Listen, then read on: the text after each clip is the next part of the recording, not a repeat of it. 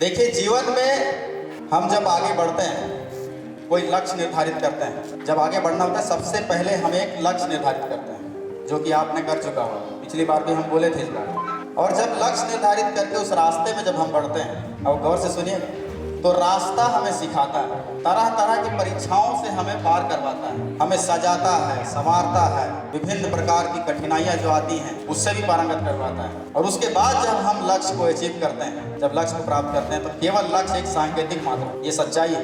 आज हम एक विधायक के रूप में खड़े हैं, आज से कुछ महीना पहले एक सैनिक के रूप में आए थे। आपको भले ही महसूस हो रहा होगा कि व्यक्ति इसलिए बदल चुका है, एक पोस्ट चेंज हो चुका है, लेकिन अपने अंदर में ना ये जरा सा भी फील नहीं है। तो मैंने जो प्राप्त किया केवल सांकेतिक है, सिर्फ सांकेतिक है। लेकिन सबसे बड़ी उपलब्धि जो आपको मिलती है, ये रास्ता में मिली सीख होता है कि नहीं, मेरे साथ भगवान परीक्षा ले रहा है, मैं बहुत कठिनाई में हूँ, मेरे से ज़्यादा भागा कोई नहीं। लेकिन मैं आपको कहना चाहता हूँ, परीक्षा वही देता है उस स्टेज का जो उस योग्य होता है। बात को आप लोग समझ लें।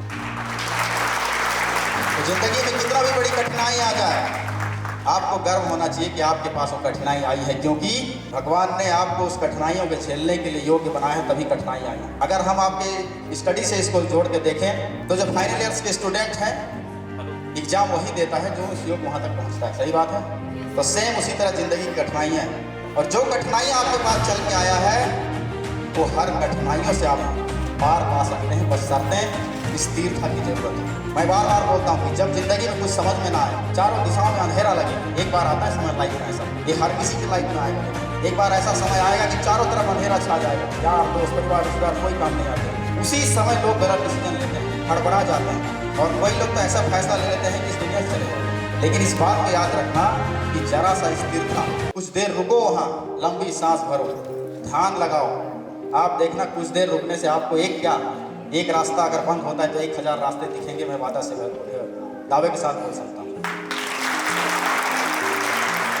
मैं अपने जीवन का अनुभव बता रहा हूँ। डायरेक्ट ही आदमी यहाँ तक नहीं पहुँच जाता, एक संघर्ष से गुजरता है, और हर किसी की संघर्ष की कहानी अलग अलग होती है, और अपने अपने लाइफ के हर आदमी हीरो होता है, बोलते हैं ना। तो वैसे ही आप सभी अपने लाइफ के जीनियस, बस पहचानो तो सही आप किस दिशा में, उसके बाद आपके हाथों में आपकी मंजिल हो। इसलिए मेरा कहना यही है कि जो आज जी रहे हैं, इसको केवल और केवल विद्यार्थी जीवन समझ के ना जीजिए। ये आपका बेस है। मैं अभी बोला ना कि यात्रा आपको सिखाता है और उपलब्धि होती है, तो इस उपलब्धि को कमजोर मत होने दीजिए, क्योंकि आप सब सर्वप्रथम अपने माता पिता, अपने खानदान का वो चिराग हैं, जो आपके प्रति देख के आपका खानदान उम्मीद करता है कि ये हमारी बच्ची, ये बालक एक दिन हमारा नाम रोशन करेगा। सेम उसी तरह से ये विद्यालय आपको देख कर एक आशाएं उत्पन्न होती है, ये दीवारें आप पे आशाएं करती हैं, ये हर चीज़, यहाँ की हवाएं, वफाएं, हर चीज़ आप पे आशा करती हैं कि है ये विद्यार्थी जो यही आगे जाके इस विद्यालय को एक बड़ा नाम दिलाए। तो क्या आप लोग तैयार हैं दिलाने के लिए?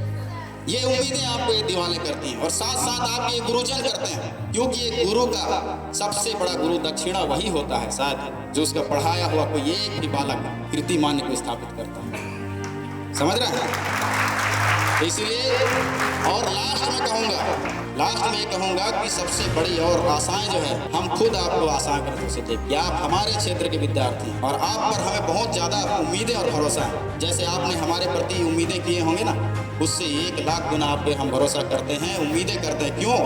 क्योंकि आप वो स्टूडेंट हैं जो रोज़ मेरे सीतापुर का भविष्य अपने कलमों से लिख रहे हैं, और मुझे विश्वास है कि आपका कलम कमज़ोर कभी नहीं हो सकता।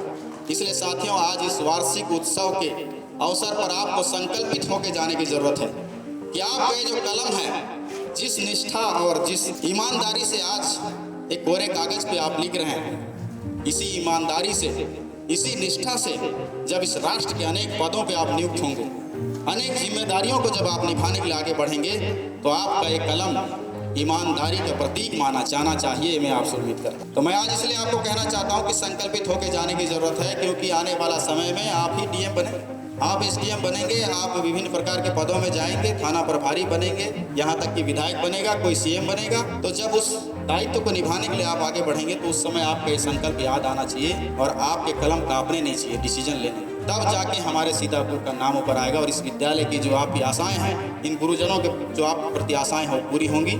और मैं आपके उज्जवल भविष्य की कामना करता हूँ।